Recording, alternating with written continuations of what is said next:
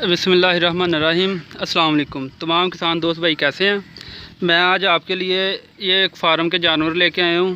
جیسے کہ آپ کو نظر آ رہے ہیں، فارم کے جانور جو ہیں گائے ہیں، جو ہمیں رستے میں ملا، تو ہم نے بولا کہ معلومات اچھی سے اچھی جو ہے نا آپ کو دی جائے۔ تو اس فارم کے مالک کا جو ہے بیٹا یہاں پہ موجود ہے، ہم آپ کو اس سے ملاتے ہیں اور وہ ہمیں اس کے بارے میں ساری انفارمیشن دے گا۔ جی بھائی، السلام علیکم۔ اچھا بھائی، اپنا نام بتا دیں پہلے۔ حیات اللہ۔ تو یہ جانور آپ نے کتنی دیر سے رکھے ہوئے ہیں؟ 15-16 سال سے پہلے۔ 15-16 سال سے کر رہے ہیں۔ تو آپ اپنے ابو کے ساتھ کرتے ہیں کام؟ نہیں، ابو میرا نہیں چلا سکتا، بھائی میرا ہے۔ اچھا، بھائی ہے آپ کا؟ پہلے کون یہ کام کرتا تھا؟ میرا ابو سا کرتا۔ ابو کرتے تھے؟ تھوڑا اونچی بولنا ہے کیونکہ آواز جو ہے نا وہ سب لوگوں کو سن سکے۔ تو اس جانور جو فارم آپ نے بنایا ہے یہ گایوں کا، اس میں پہلا آپ نے سوال ہمیں یہ بتانا ہے کہ اس کا کوئی فائدہ ہے جو آپ نے اتنے جانور رکھے ہوئے ہیں؟ جی ہاں، فائدہ ہے۔ کیا فائدہ لے رہے ہیں آپ ان سے؟ ان کا دودھ ہوتا ہے۔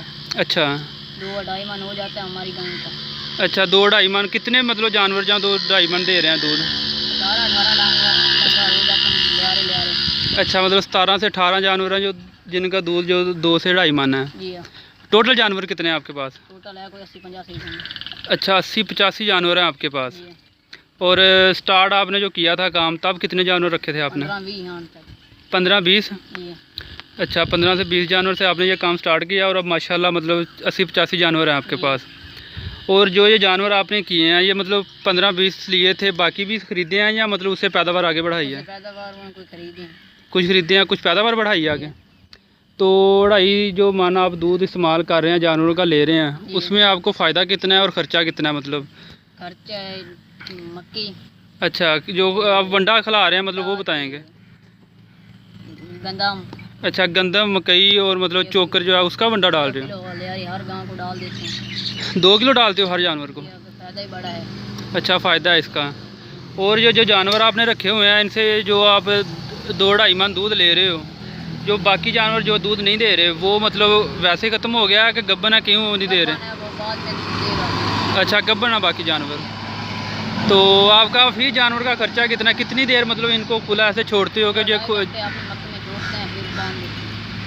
سے 2.5 جو گھنٹے ہیں وہ ایسے کھلا چھوڑتے ہیں کہ ان کا کھایا بھی ہضم ہو جائے، اور اس کے بعد اپنے فارم پہ لے جاتے ہو انہیں؟ اور وہاں پہ ان کا جو انتظام ہے باندھ کے رکھتے ہو کہ وہاں پہ بھی کھلے رہتے ہیں؟ کھلے رہتے ہیں۔ اور جو جانور دودھ نہیں دیتے آپ ونڈا صرف ان کو ڈالتے ہو جو جانور دودھ دیتے ہیں؟ اور اس کے علاوہ آپ نے قربانی کے جانور بھی کوئی رکھے ہوئے ہیں؟ قربانی کے جانور کتنے ہیں آپ کے پاس؟ 6-7 ہیں۔ ان کی خوراک کیا ہے؟ ان کی خوراک ہے چارہ مارا ڈالا شلوان پالتا بچوں کو پیسہ لے جاتا۔ اچھا، تو آپ کا کہنا ہے کہ اس کا جو فائدہ ہے وہ بہت زیادہ ہے۔ تو آپ یہ اپنا جو کام کر رہے ہیں وہ کتنی دیر سے کر رہے ہیں؟ وہ ہے 7-8 سال سے۔ تم بھی 6-7 سال سے لگے ہوئے ہو ساتھ ان کے؟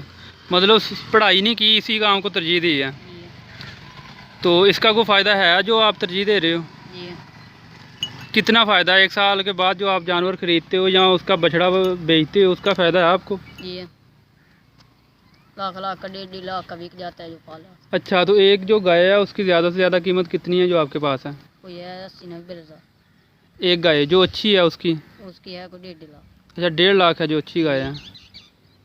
صحیح ہے جی کسان بھائی دوست، یہ جانور ہے جو بھائی ہمیں بتا رہا تھا انفارمیشن ان جانوروں کے بارے میں کہ جو مہنگے سے مہنگا جانور ہے وہ 1.5 سے 2 لاکھ کا ہے، اور جو ہلکا جانور ہے وہ لاکھ کا ہے، 90,000 کا ہے۔